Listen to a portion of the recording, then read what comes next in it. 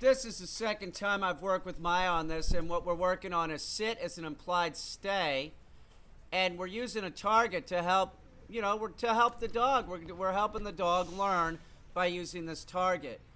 Now, what I first start doing when I do this is I get the dog to sit down, and I make sure that the dog doesn't move. If the dog would move or get out of the position, I will step in quickly, putting tension on the leash. I'll step in and tell the dog no, that's not what I want.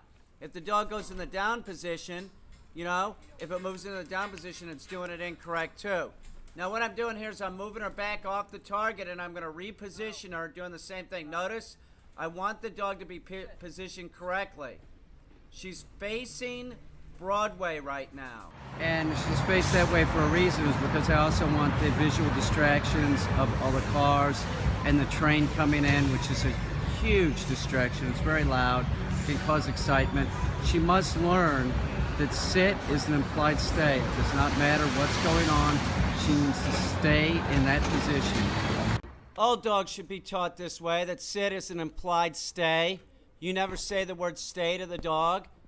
That's what we're doing here. We're making sure that the dog knows that it's not supposed to move. Notice how I just dropped the leash? I dropped the leash, telling the dog, don't move. The dog needs to get used to the fact that it doesn't matter where you go. You circle behind it, you go in a door, you disappear out of sight. It's supposed to stay in that position. Sit only means sit, and it's the same thing with all the other commands too. Now here comes the train. The train's coming in. Listen to the intensity. It causes excitement. The dog goes in the down position. I make sure that the dog goes back into the sit position. I'm correcting the dog, making sure that the dog knows it doesn't matter if the train's coming in. I said sit. I didn't say down. If you say sit to the dog and it goes in the down position, it's doing it wrong. It constitutes a correction.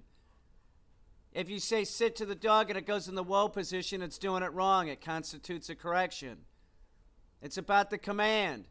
Teach all commands as implied stays.